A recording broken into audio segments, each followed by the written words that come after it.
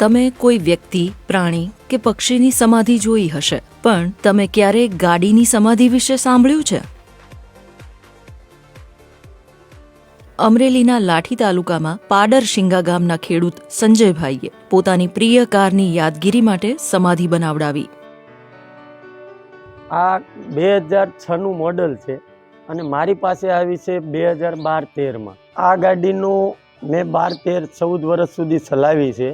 આ ગાડી આવ્યા પછી મને ખૂબ લાભ મળ્યો છે અને આ ગાડીને કંઈક આપણે લોકોને અલગ જોવે, અલગ શીખે, એટલા માટે આપણે કંઈક અલગ કરવું. લોકો મ્યુઝિયમમાં ખૂબ ગાડી રાખી છે, તો આપણે કંઈક અલગ કરવું છે એવું વિચારધારાથી આપણે આ અલગ કાર્યક્રમ ગોઠવ્યો. તો આપણે આપણી પોતાની જગ્યાની અંદર સમાધિ દઈ એની ઉપર એક વૃક્ષ વાવશું. આ ગાડીનું પહેલા તો વાજતે ગાજતે ફુલેકું કાઢવામાં આવ્યું હતું અને બાદમાં ખેતરમાં 12 ફૂટ ઊંડો ખાડો કરી ગાડીને વિધિ વિધાન સાથે સમાધિ અપાઈ હતી. ગાડીની સમાધિના પ્રસંગે સંજયભાઈએ 1500 થી 2000 કંકોત્રી છપાવી લોકોને આમંત્રણ આપ્યા હતા અને આશરે 3 થી 4 લાખ રૂપિયાનો ખર્ચ કર્યો હતો.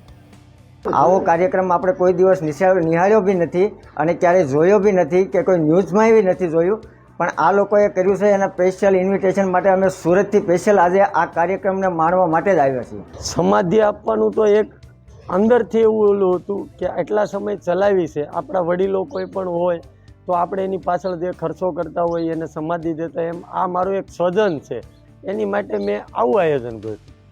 કાર સમાધિના આ પ્રસંગને માણવા સુરત, અમદાવાદ અને અન્ય શહેરોમાંથી લોકો અહીં પહોંચ્યા હતા.